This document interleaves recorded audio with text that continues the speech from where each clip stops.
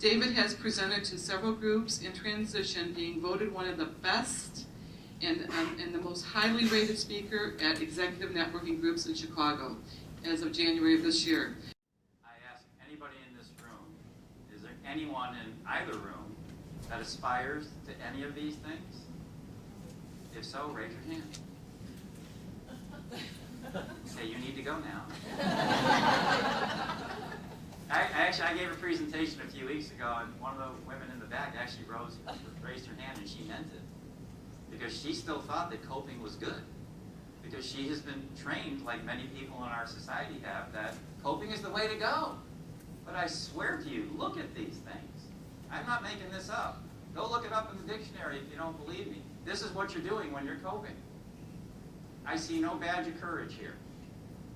There's no honor in doing any of these things.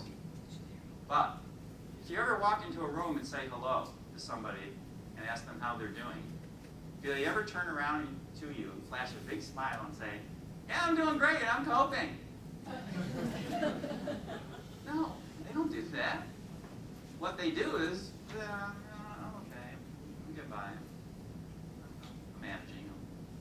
You know, another day, same old junk, new day, that kind of stuff. That's what coping is. Another important question resilient people ask, how can I be better than I was yesterday? See, the goal is not to chase after the competition. The goal is to chase after the dream. Don't chase the competition, chase the dream. How can you be better than you were yesterday? Not how can you be better than somebody else, which is what a lot of people slip into without even realizing it. So these are some of the questions that resilient people can ask. So one of the philosophies of the resilient mindset is go out and get projected as much as you can. Seriously. I know it sounds funny, but seriously, when I talk to actors, they kind of start to pick and choose their spots also sometimes. And I did that when I first started. It's like, yeah, I can only take so much. I just went on 7 auditions and I got projected every single time. I think I'll just cool it for a while. And then I discovered from an acting teacher, he said, what are you doing? I don't want to hear it anymore. You know, I do my monologues and they don't like me or whatever. So what? Do it twice as much.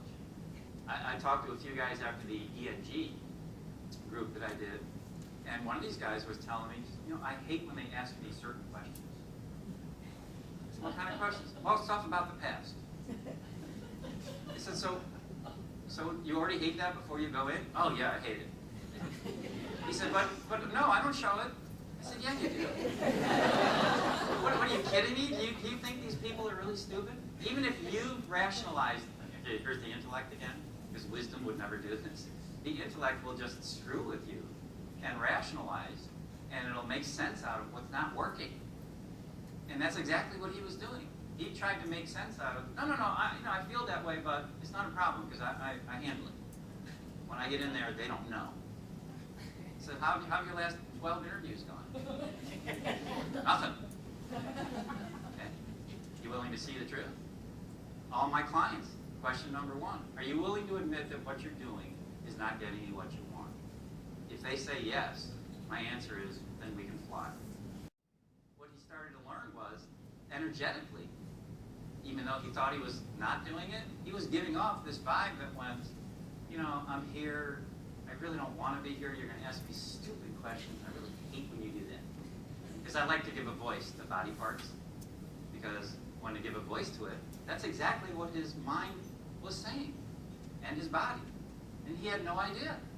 So as soon as he heard that, he went out on 2 interviews in the next 3 or 4 days, and got called back for both. Mother Teresa, I know God will not give me anything I can't handle. I just wish that he didn't trust me so much. I thank you all for being here.